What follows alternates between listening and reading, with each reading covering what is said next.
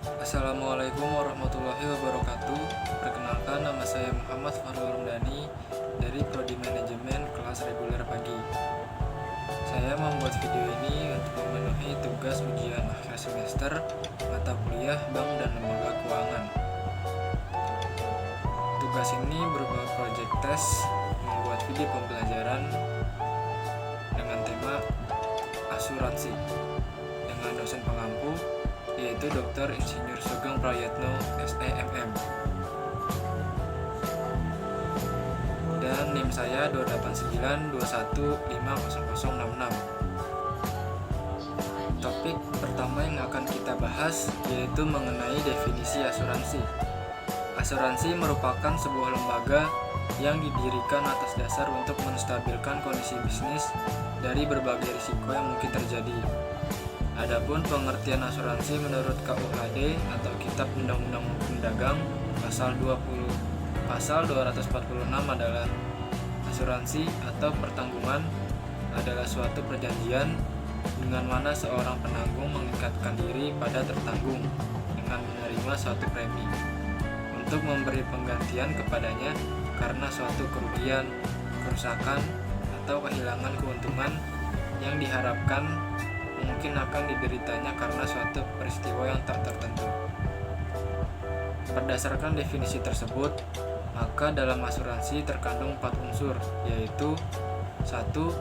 Pihak tertanggung atau insured yang berjanji untuk membayar uang premi kepada pihak penanggung sekaligus atau secara berangsur-angsur. 2. Pihak penanggung atau insurer yang berjanji akan membayar sejumlah uang atau santunan kepada pihak tertanggung sekaligus atau secara berangsur-angsur apabila terjadi sesuatu yang mengandung unsur tak tertentu. 3. Suatu peristiwa atau insiden yang tak tertentu atau tidak diketahui sebelumnya.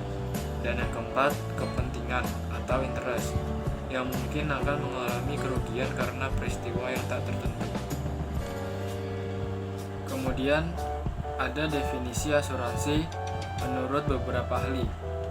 Yang pertama, menurut Prof. Mer dan Camak, asuransi adalah alat sosial untuk mengurangi risiko dengan menggabungkan sejumlah yang memadai unit-unit yang terkena risiko, sehingga kerugian-kerugian individu mereka secara kolektif dapat diramalkan.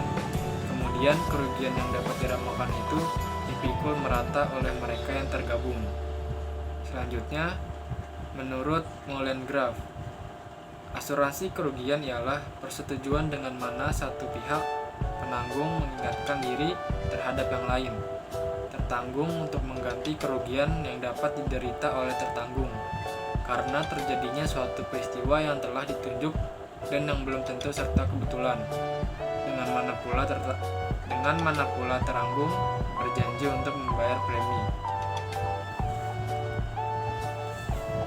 Dari berbagai definisi di atas dapat kita pahami bahwa dalam konsep manajemen risiko pada perusahaan asuransi ada dua pihak, yaitu penanggung atau insurer adalah sebuah perusahaan asuransi yang bertugas untuk menanggung berapa kerugian yang timbul yang tentu didahului oleh kesepakatan yang dibuat. Dan tertanggung atau insurer adalah nasabah yang selama ini telah membayar uang premi kepada pihak penanggung secara berangsur-angsur atau disiplin. Topik selanjutnya yaitu mengenai manfaat asuransi. 1. Asuransi mampu berperan sebagai penetralisir resiko. Pengertian penetralisir resiko adalah pada saat resiko terjadi, maka pihak asuransi dengan berbagai formatnya berusaha kuat agar risiko yang dialami oleh suatu perusahaan tidak semakin tinggi, namun bahkan bisa diperkecil hingga bisa dihilangkan. 2. Asuransi sebagai pihak pengganti kerugian. Asuransi sebagai penanggung risiko memiliki fungsi tegas bahwa pada saat nasabah mengalami risiko seperti kebakaran dan sejenisnya sesuai dengan kebutuhan yang berlaku, maka kewajiban untuk mengganti kerugian sebesar yang diperjanjikan. 3. Mengurangi siksaan mental dan fisik bagi pihak tertanggung yang disebabkan rasa takut dan kekhawatiran. 4. menghasilkan tingkat produksi, tingkat harga, dan struktur harga yang optimum.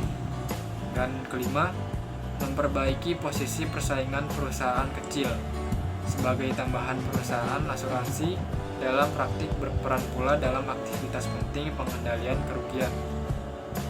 Selanjutnya, transfer resiko.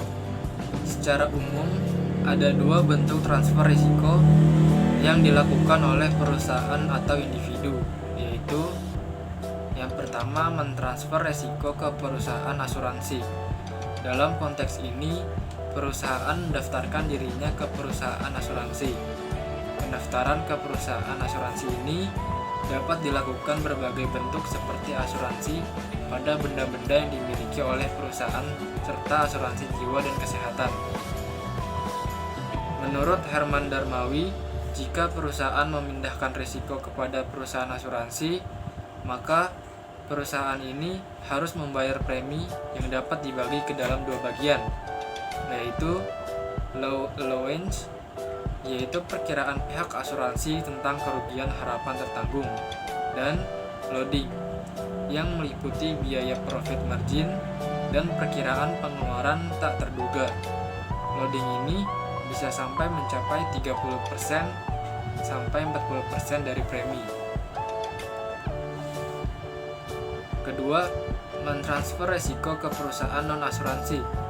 Dalam konteks ini, perusahaan akan memindahkan sejumlah risiko yang akan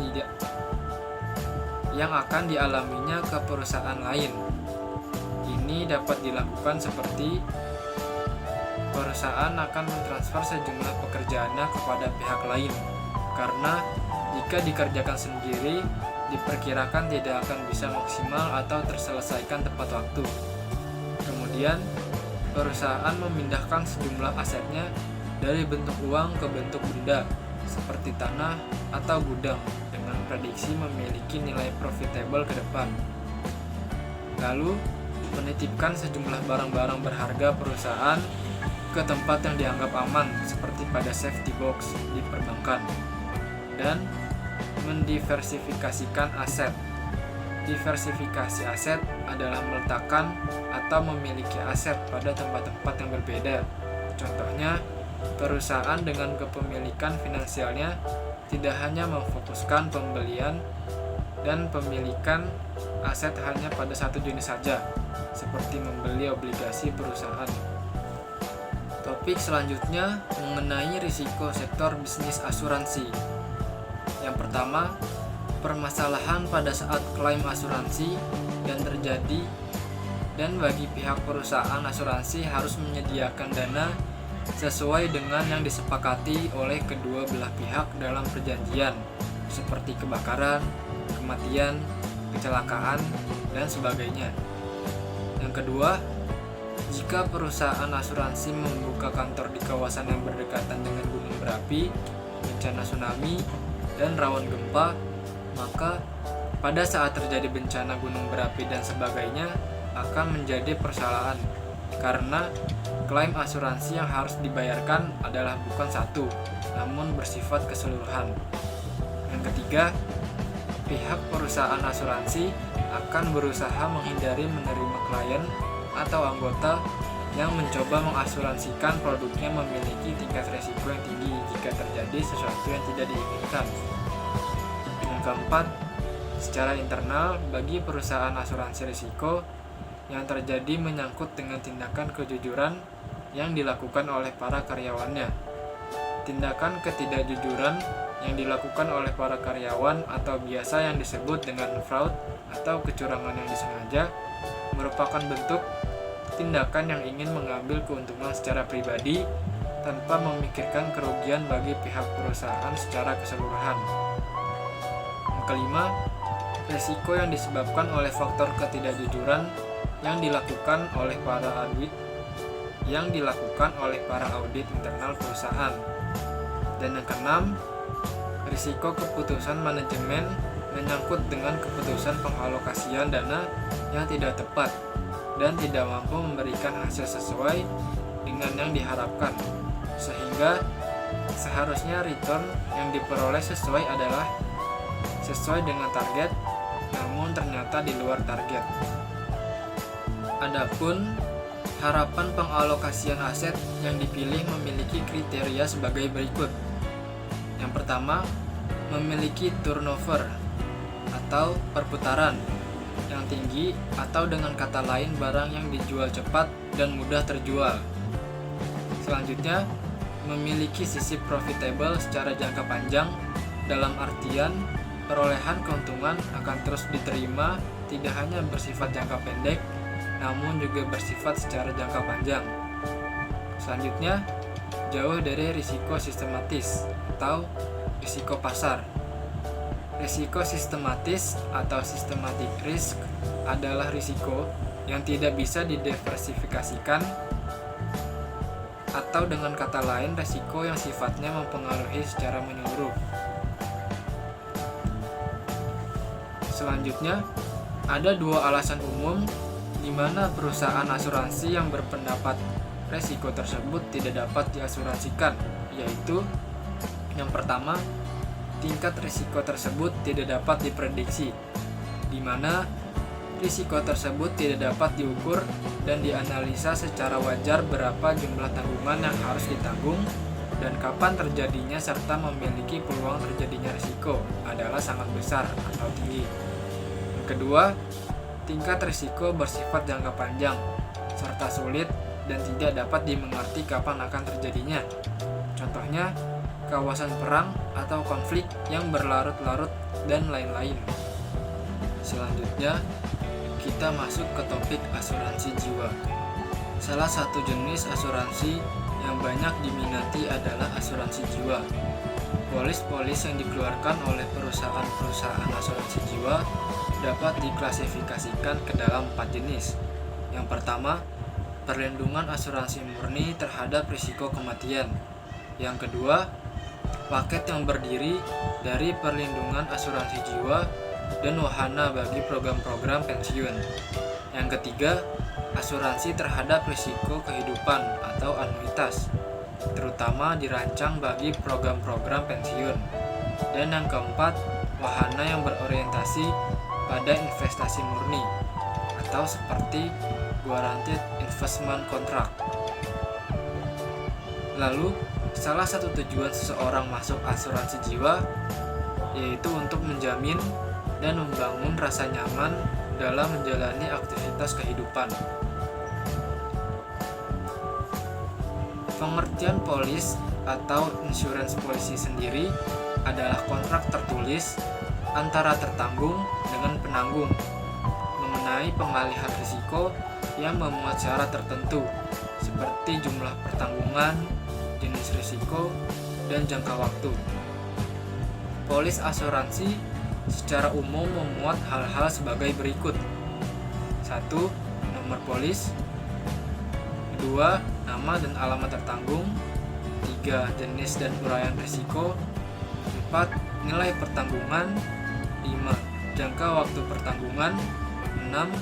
Nilai premi, biaya materai, dan biaya administrasi lainnya. 7. Uraian pertanggungan yang dapat diajukan klaim. Dan 8. Khusus untuk polis pertanggungan kendaraan bermotor, ditambah dengan nomor polisi, nomor angka atau chassis, dan nomor mesin kendaraan. Lalu, syarat-syarat suatu risiko dapat diasuransikan. Menurut Herman Darmawi, ada 6 risiko yang dapat diasuransikan, haruslah memenuhi syarat-syarat berikut.